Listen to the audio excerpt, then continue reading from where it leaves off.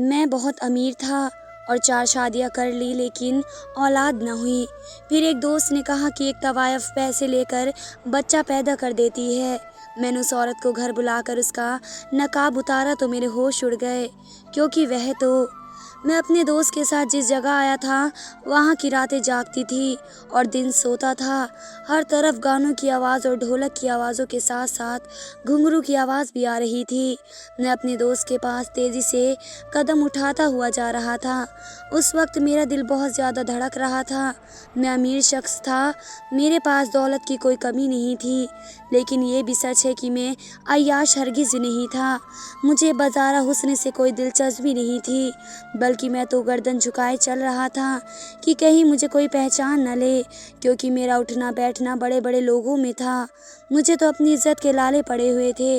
یہ میری بہت بڑی مجبوری تھی جو مجھے یہاں لے آئی تھی۔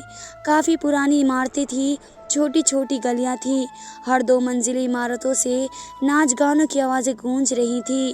عمارتوں کے باہر منہ میں پان دبائے اس کھوٹے کے دلال کھڑے گراہکوں کو اپنے کھوٹے میں جانے کا کہہ رہے تھے۔ ساتھ ہی ویسے جملے بول رہے تھے: صاحب ہمارے کوٹھے پر آ کر دیکھو، آپ کی طبیعت بہت اچھی ہو جائے گی۔ یہ سب باتیں سن کر میرا چہرہ شرم سے لال ہو گیا۔ میں نے کبھی ایسی باتیں نہیں سنی تھی، جیسے کوئی کاروباری کپڑے کا بازار ہو اور دکاندار اپنی چیزوں کی تعریف کر کے اسے بیچ رہا ہو۔ کیا عورت اتنی سستی اور معمولی سی چیز تھی؟ بہرحال میں دل ہی دل میں دوست کی بات مان کر بہت پچھتا رہا تھا۔ مجھے یہاں آنا ہی نہیں چاہیے تھا، یہ میری غلطی تھی۔ میرا جی چاہا کہ میں یہاں سے واپس چلا جاؤں کہ جب ایک کوٹھے کے پاس جا کر میرے دوست عمر کے قدم رکے تھے۔ اس سے پہلے کہ میں انکار کرتا، عمر نے میرا ہاتھ پکڑا اور اس عمارت کی سیڑھیاں چڑھنے لگا۔ سیڑھیاں سیمنٹ کی بنی ہوئی تھی، سیڑھیوں کی دیواروں پر پان کے داغ لگے ہوئے تھے، عجیب سی بدبو پھیلی ہوئی تھی۔ ہم لوگ اوپر گئے تو صحن میں سفید چاندنی بچھی ہوئی تھی اور شراب اور گلاب کے پھولوں کی بدبو مل کر ایک عجیب سی بدبو کا احساس مجھے ہوا۔ سامنے ایک لڑکی لال کلر کے کپڑے پہنے ہوئے کھڑی ہوئی تھی۔ لڑکی پاؤں میں گھنگرو پہنے، گھیردار فراک پہنے، کانوں کے جھمکوں پر رشک کر رہی تھی۔ سامنے کونے پر ڈھول والے بیٹھے تھے اور سامنے تخت پر ایک عورت منہ میں پان لیے اس لڑکی کو دیکھتے ہوئے پاؤں ہلا رہی تھی۔ مجھے وہاں کا ماحول دیکھ کر بہت ہی عجیب سا لگ رہا تھا۔ میں نے عمر سے کہا: چلو یہاں سے، مجھے یہاں کوئی بات نہیں کرنی۔ تو وہ کہنے لگا: ارے آدمی ہو کر اتنا کیوں گھبرا رہے ہو؟ یہ کہہ کر وہ مجھے اس تخت پر بیٹھی عورت کے پاس لے گیا۔ وہ شاید عمر کو جانتی تھی۔ مجھے اس کے ساتھ دے کر سر سے پاؤں تک عمر سے آنکھوں کے اشارے سے پوچھنے لگی کہ یہ کون ہے؟ عمر نے کہا کہ یہ میرا دوست ہے، اسے اس رمشا سے ملوا دو، اولاد چاہیے اسے۔ عمر نے میرے آنے کی اصلی وجہ بتائی۔ اس عورت نے پہلے تو پاندان میں پانی تھوکا اور پھر مجھے دیکھنے لگی، کہنے لگی: بیٹھو میاں، یوں کھڑے کھڑے تو بات نہیں ہوگی۔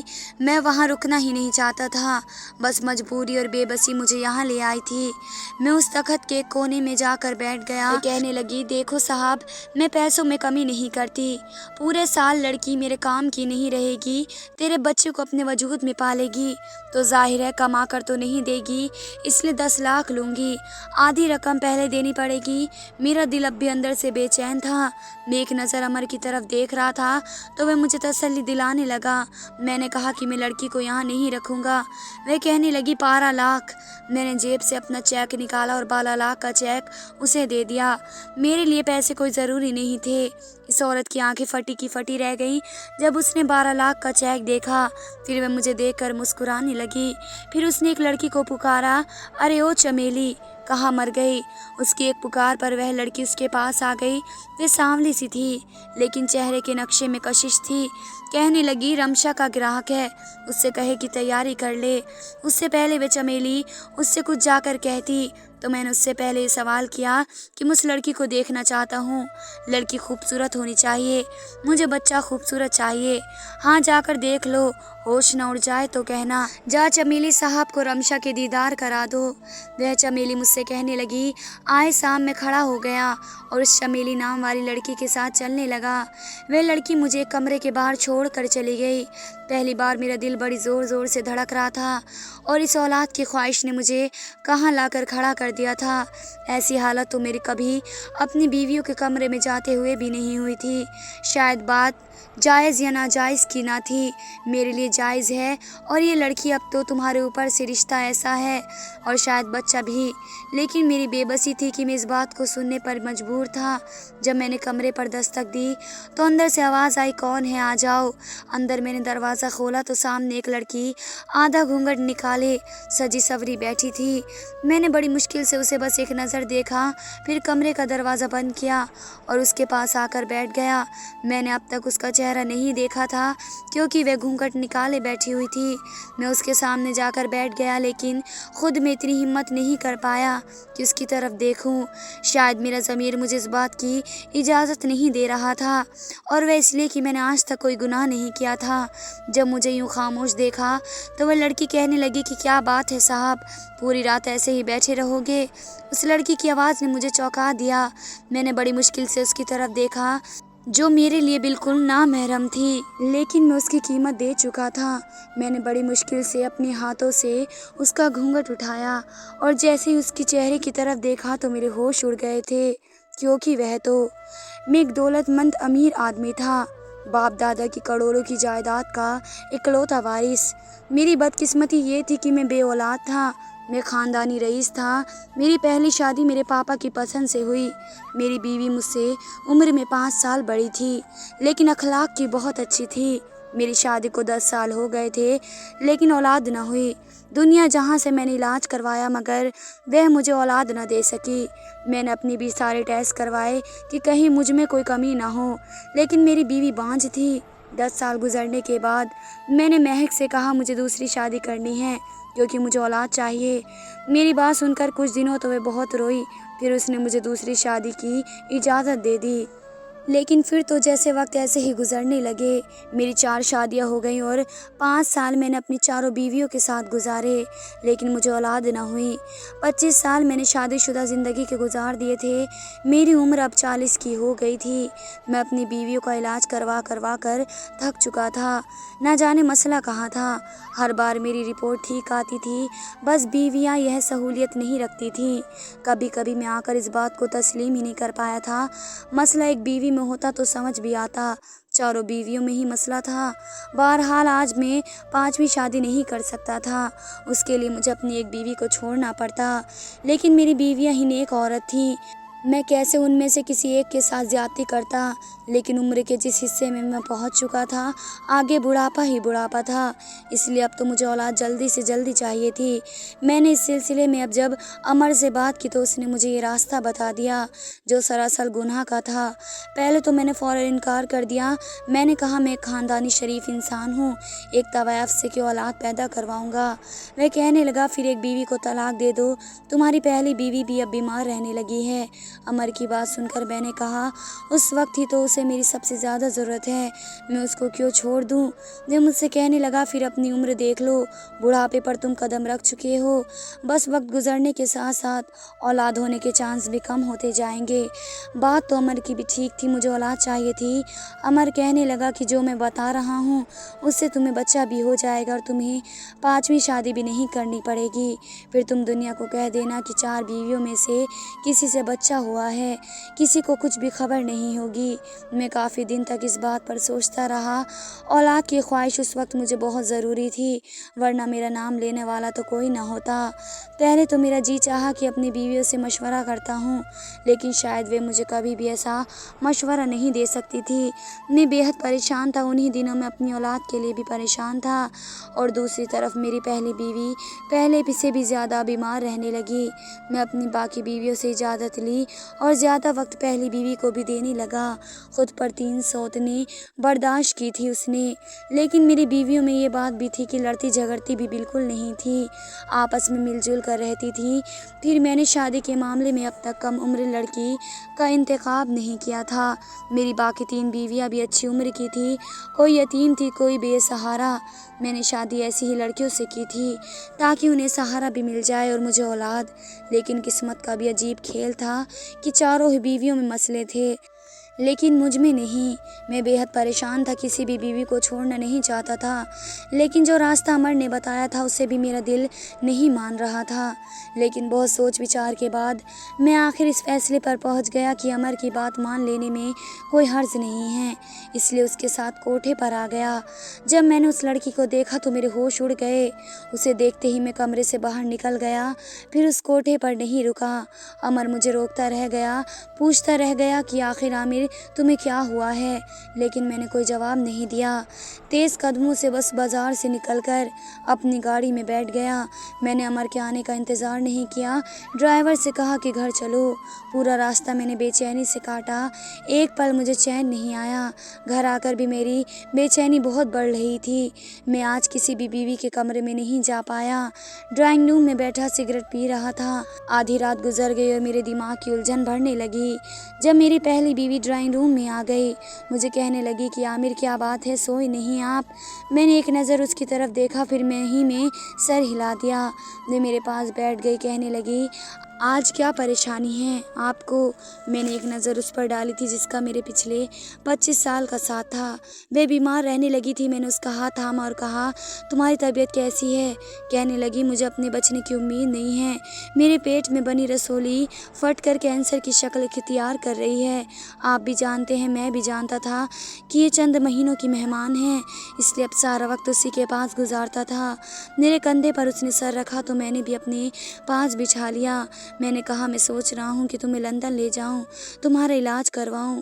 میری بات پر وہ کہنے لگی کوئی فرق نہیں پڑے گا، وقت گزر چکا ہے، میرا علاج کا بس آپ میری خواہش پوری کر دے، مجھے طلاق دے کر شادی کر لے۔ اس کی بات پر میں نے اس کی طرف دیکھا تو وہ کہنے لگی میں اس گھر میں ایک کمرے میں رہ لوں گی، لیکن مرنے سے پہلے آپ کا بچہ دیکھنا چاہتی ہوں۔ اس کی بات سن کر میری آنکھوں کے سامنے رمشا کا چہرہ گھومنے لگا۔ میں نے اس سے کہا کہ میں تمہیں اتنا بڑا غم نہیں دے سکتا، پہلے ہی تم پر سوتنے لا چکا ہوں، شاید اس بیماری سے تم صحیح ہو جاؤ۔ وہ کہنے لگی ایسا نہیں ہے، میں تو یہ سمجھتی تھی کہ آپ باپ بن جاؤ، مگر یہ نہیں پتا تھا کہ میرا سایہ آپ کی باقی بیویوں کو بھی ایسا کر دے گا۔ یہ کہہ کر وہ رونے لگی۔ میں نے کہا ایسا کیوں سوچتی ہو؟ شاید بچہ میرا نصیب میں نہیں ہے۔ میری بات سن کر کہنے لگی آپ نے شادی ہمیشہ بے سہارا لڑکیوں سے ہی کی تاکہ آپ کی کوئی نیکی اوپر والے کو پسند آ جائے، تو پھر رات کو اس طوائف خانے سے کیوں بھاگ کر واپس آ گئے؟ اس کے منہ سے یہ بات سن کر مجھے حیرت کا جھٹکا لگا۔ میں نے کہا تمہیں کس نے بتایا؟ میری بات پر اس نے ایک گہری سانس لی، کہنے لگی وہ چھوڑو، میری بات کا جواب دو۔ میں نے کہا میرا دل نہیں مانا کیونکہ وہ طوائف بھی بہت کم عمر ہے، وہ بس 18 سال کی لڑکی ہے، اسے دیکھ کر تو مجھے اس پر ترس آ سکتا ہے، پتہ نہیں اس کم عمر میں اس بیچاری سے یہ گھٹیا کام کون لے رہا ہے۔ میں اس لیے وہاں سے واپس آ گیا۔ یہ لڑکی 18 سال سے بڑی نہ تھی، بے شک بے حد حسین تھی، مگر کم عمر تھی۔ اگر میری شادی کے بعد میری بیٹی ہو جاتی تو شاید اس لڑکی سے بھی بڑی ہوتی۔ میری بیوی کہنے لگی اس سے نکاح کر لو۔ اس کی بات میرے لیے ایک عجیب سی تھی۔ میں نے کہا ہوش میں تو ہو، ایک طوائف کسی سے شادی کرتی ہے، پھر اس کی مالکن مجھے قدم کیوں اٹھانے دے گی؟ پھر وہ چھوٹی ہے، اس کے پاس جاتے ہوئے بھی مجھے شرم آئے گی۔ میری بیوی کہنے لگی کہ ہو سکتا ہے آپ اسے اس کوٹھے سے آزاد کروانے میں کامیاب ہو جائیں، اوپر والا آپ کو باپ بنا دے۔ اپنی بیوی کی بات سن کر میں چپ سا ہو گیا۔ کچھ دن اس بارے میں سوچتا رہا، پھر یہ سوچا کہ میں اس سے نکاح کر لیتا ہوں، کیا پتہ اوپر والے کو میری یہی بات پسند آ جائے اور مجھے اولاد ہو جائے اور رمشا بھی اس کوٹھے سے آزاد ہو جائے۔ میں اگلے دن ہی کوٹھے پر پہنچ گیا۔ میری نیت اس لڑکی کو اس ماحول سے نکالنے کی تھی۔ میں نے 1 کروڑ کا چیک دیا، اس عورت کے ہاتھ پر رکھ دیا۔ وہ کبھی مجھے دیکھ رہی تھی تو کبھی اس چیک کو، پھر کہنے لگی اتنی بڑی رقم کیوں؟ میں نے کہا مجھے رمسا سے شادی کرنی ہے اور اس کے بعد اس کا اس کوٹھے سے کوئی تعلق نہیں ہوگا۔ وہ لالچی عورت تھی اس لیے ایک دم مان گئی۔ میں نے اپنی پہلی بیوی کو اس کی خواہش کے مطابق طلاق دے دی۔ وہ میرے ہی گھر میں ایک کمرے میں رہنے لگی تھی۔ میں اس کے سامنے تو نہیں جاتا تھا لیکن اس کی ہر چیز کا خیال رکھنے کی پوری کوشش کرتا تھا۔ میں نے کچھ لوگوں کی موجودگی میں رمشا سے شادی کر لی اور اسے اپنے ساتھ اپنے گھر لے آیا۔ وہ پھٹی پھٹی آنکھوں سے میرا محل دیکھ رہی تھی۔ کہنے لگی صاحب یہ سب تمہارا ہے، تم تو بہت ہی امیر ہو، میرے ساتھ ساتھ تو بہت کچھ خرید کر رکھا ہے۔ میں عمر میں اس سے بہت بڑا تھا۔ اس کی یہ بات سن کر مجھے برا سا لگا کیونکہ میں اس کا گراہک نہیں بلکہ پتی تھا۔ میں نے اپنی تینوں بیویوں سے رمشا کو ملوایا، پھر اسے اپنی پہلی بیوی سے بھی ملوا دیا اور آخر میں نے اپنی تیسرے نمبر کی بیوی سے کہا کہ وہ اسے کمرے میں چھوڑ آئے۔ وہ کمرے میں چھوڑ آئی۔ میں ڈرائنگ روم میں سگریٹ پی رہا تھا۔ نہ جانے کیوں کمرے میں جانے کی میری ہمت نہیں ہو رہی تھی۔ میری پہلی تینوں بیوی بہت اچھی عورتیں تھیں اور یہ ہے لڑکی، اس کی زندگی میں آنے والا میں پہلا آدمی تھا۔ ہمدردی اپنی جگہ، لیکن ایک طوائف کو بیوی کے روپ میں قبول کرنا آسان کام نہیں ہوتا۔ لیکن اولاد کی خاطر میں کڑوا گھونٹ بھی پینے کو تیار تھا۔ میں نے سوچا تھا شاید اوپر والے کو میری یہ نیکی ہی پسند آ جائے۔ میں ہمت کر کے کمرے میں گیا۔ اس وقت تک رمشا سو چکی تھی۔ وہ بہت کم عمر کی لڑکی تھی۔ بے شک میں نے 4 شادیاں کی تھی لیکن اتنی چھوٹی اور کم عمر لڑکی ان میں سے کوئی نہیں تھی۔ میں نے اس کو لحاف اڑا دیا اور خود بھی سو گیا۔ صبح جب میری آنکھ کھولی تو رمشا مجھے بڑی حیرت سے دیکھ رہی تھی۔ میں نے رات بھر اسے کچھ نہیں کہا تھا، شاید اس لیے مجھے یہ حیرت سے دیکھ رہی تھی۔ میں نے اٹھ کر اسے کہا کہ ناشتہ کر لو۔ رات بھی اس نے ٹھیک سے کچھ نہیں کھایا۔ یہ کہہ کر میں کمرے سے باہر نکل گیا۔ کچھ دیر بعد رمشا باہر آ گئی۔ میری باقی بیویوں کے ساتھ ناشتہ کیا۔ میری عادت تھی کہ میں باری باری سب بیویوں کو اپنے ہاتھ سے ایک ایک نوالا ضرور کھلاتا تھا۔ چاروں بیویوں کے ساتھ میں نے آج تک انصاف والا معاملہ ہی کیا۔ کچھ دنوں سے میں رمشا سے کسی قسم کا کوئی رشتہ قائم نہیں کیا لیکن ہاں اس سے اچھے سے بات چیت ضرور کرتا تھا۔ کچھ دن گزرے تھے کہ وہ مجھ سے کہنے لگی صاحب مجھے یہ بتائیں آپ نے اتنے پیسے دے کر مجھے خریدا کیوں تھا؟ میں اس کے منہ سے یہ سن کر حیران ہوا۔ میں نے کہا یہ بات مت کہو، میں نے تمہیں خریدا نہیں بلکہ تم سے شادی کی ہے۔ مجھے اس کی یہ بات بری لگی تھی تو وہ کہنے لگی میں جانتی ہوں، شادی سے پہلے 1 کروڑ کی رقم آپ نے ادا کی تھی۔ مجھے تو لگا تھا کہ آپ ایک رات بھی صبر نہیں کریں گے، مجھ سے اپنے پیسے وصول کریں گے، لیکن آپ نے تو۔ اس کی بات پر مجھے شاید غصہ آنے لگا۔ اگر وہ اس سے آگے کچھ بولتی تو شاید میں اس کے منہ پر تھپڑ مار دیتا، لیکن وہ چپ ہو گئی تھی۔ میں نے کہا تم میری بیوی ہو، سمجھی، کوئی بازارو نہیں، ایسی بات مجھ سے مت کرنا۔ نہ چاہتے ہوئے بھی میرا لہجہ بلند ہوا تھا۔ مجھے غصے میں دیکھ کر وہ چپ چاپ ہو کر مجھے دیکھنے لگی اور کہنے لگی کہ ہم سب ایسی ہی باتیں کرتے ہیں صاحب۔ میں نے تو ہوش سنبھالتے ہی آدمی کے ایسے ہی روپ دیکھے، موج کھانے والے اور عورتوں کو اپنی ہوس کا نشانہ بنانے والے بھوکے کتوں جیسے۔ مجھے حیرت ہوتی ہے کہ آپ کیسے آدمی ہو جس نے میری سب سے بڑی قیمت ادا کی لیکن پہلی رات مجھے سکون سے سونے دیا۔ مجھے حیرت ہوئی تھی ورنہ مجھے تو تیز بخار میں بھی کسی نے بخشا نہیں ہے۔ کہتے تھے کہ تیری قیمت اس لیے نہیں بھری کہ تیری بخار کا لحاظ کرے۔ یہ کہتے ہوئے ٹپ ٹپ آنسو اس کی آنکھوں سے گر رہے تھے۔ پھر اسے اپنے بازو سے قمیض اوپر کی، اس کا بازو پوری طرح سے سگریٹ کے نشانوں سے جلا ہوا تھا۔ ایسی بے بسی دیکھ کر میری زور سے آنکھیں بند کر لی۔ کہنے لگی یہ دیکھو صاحب میرے ساتھ ہی یہ سب کرتے ہیں آدمی، میں نے تو آج تک آدمی کو ایسا ہی دیکھا، لیکن تم نہ جانے کیسے ہو، سب میں الگ ہو۔ مجھے خرید کر بھی تم نے مجھے استعمال نہیں کیا۔ میں نے کہا تم میری بیوی ہو اور اوپر والے نے بیوی کے ساتھ نرمی کا معاملہ کرنے کا حکم دیا ہے اور تم تو وہ بھی کم عمر اور نازک۔ میں سمجھ نہیں پا رہا تھا کہ میں تمہارے پاس آؤں کیسے۔ بہرحال ایک رات میں رمشا کی سنگت نے مجھے تڑپا کے رکھ دیا۔ اس کے وجود پر لگے گھاؤ دیکھ کر میرا دل کٹا جا رہا تھا۔ 18 سال کی لڑکی کے ساتھ جو بھی کیا گیا تھا وہ بالکل غیر انسانی تھے۔ بہرحال وقت کے ساتھ رمشا کے زخم بھی بھرنے لگے۔ وہ مجھ سے کہتی کہ آپ نے مجھے بد کردار کو شادی کر کے رشتے میں باندھ دیا ہے۔ وہ میرے اخلاق اور محبت سے بہت متاثر ہو گئی تھی۔ آہستہ آہستہ اس کی زبان بھی ٹھیک ہو گئی۔ وہ مجھ سے ادب سے بات کرنے لگی تھی۔ میری شادی کے کچھ مہینے بعد ہی مجھے وہ خوشی ملی تھی جس کی میں نے بہت دعائیں کی تھی۔ कि रमशा प्रेग्नेंट हो गई थी। मुझे तो अपने कानों पर यकीन ही नहीं आ रहा था। मैं अपने रब का शुक्रिया अदा कर रहा था। 2 महीने तक मैंने रमशा का बहुत ख्याल रखा, उसे बिस्तर से भी नीचे नहीं उतरने दिया था। लेकिन जब डिलीवरी का वक्त करीब आया तो मैं लेबर रूम के बाहर बहुत बेचैन सा चक्कर काट रहा था। जब लेडी डॉक्टर बाहर आई और बेहद परेशान थी, मुझसे कहने लगी कि क्या आपकी बीवी की हालत ठीक नहीं है, या तो हम माँ को बचा सकते हैं या फिर बच्चे को। ये सुनकर मेरे होश उड़ गए। मुझे इतने सालों बाद औलाद की खुशी मिल रही थी, लेकिन मेरे सामने एक आजमाइश खड़ी हो गई। उस वक्त मेरी हालत क्या हो सकती थी, यह वही शख्स जान सकता है जिस पर ये सब बीत रहा हो। मैंने अपनी आंखें बंद कर ली। मैंने कहा, आप माँ को बचाएं, बच्चे का रखवाला ऊपर वाला है। जो लेडी डॉक्टर अंदर चली गई और मेरी आंखों से आंसू बहने लगे। बेशक मेरी पहले से 3 बीवियां और भी थी, लेकिन मैं अपनी ख्वाहिश के खातिर किसी की जान लेने का नहीं ले सकता था।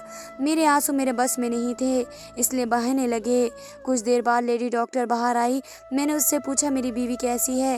वह कहने लगी कि माँ और बेटा दोनों ही खतरे से बाहर हैं। ये सुनकर मुझे हैरत का झटका सा लगा। मैं बहुत खुश हुआ था। जब नर्स ने मेरे कांपते हाथों में मेरे बेटे को डाला तो उसे सीने से लगाए मैं फूट फूट कर रोने लगा। ऊपर वाले ने मुझे मेरे सब्र का बेहतरीन इनाम दिया। बेशक ऊपर वाला अपने बंदों पर वे बोझ नहीं डालता जो वे उठा न सके। धन्यवाद दोस्तों।